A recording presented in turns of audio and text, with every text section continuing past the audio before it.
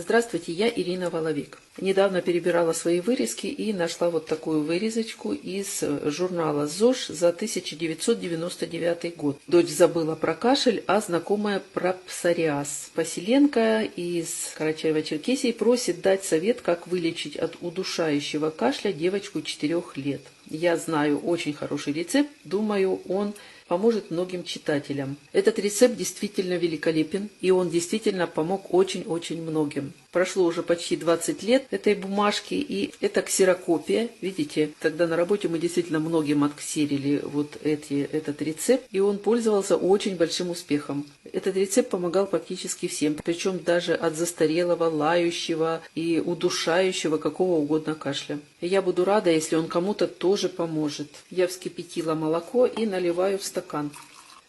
И по написанному следую. Итак, вскипятить 1 стакан молока и сразу же в горячее молоко добавить и размешать в такой последовательности. Это важно, в какой последовательности добавлять продукты. Так написано. 1 столовую ложку сливочного масла, 1 столовую ложку меда, питьевую соду на кончике ножа или ложки, как я вот делаю. Все это размешиваем. Далее нужно взять сырой желток 1 яйца. Сначала его перемешать и влить сюда. Продолжать перемешивать. И последний ингредиент — это йод 5%.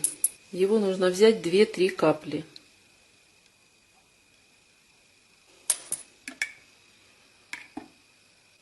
И коктейль готов. Он получается очень приятный на вкус. Детям пить по полстакана 3 раза в день в теплом виде, а взрослым по стакану. И пить до тех пор, пока кашель не уйдет. Кому-то, может быть, и 2 дней достаточно будет, а кому-то и побольше. Если кашель застарелый, то, естественно, дольше придется полечиться. Будьте здоровы, до новых встреч!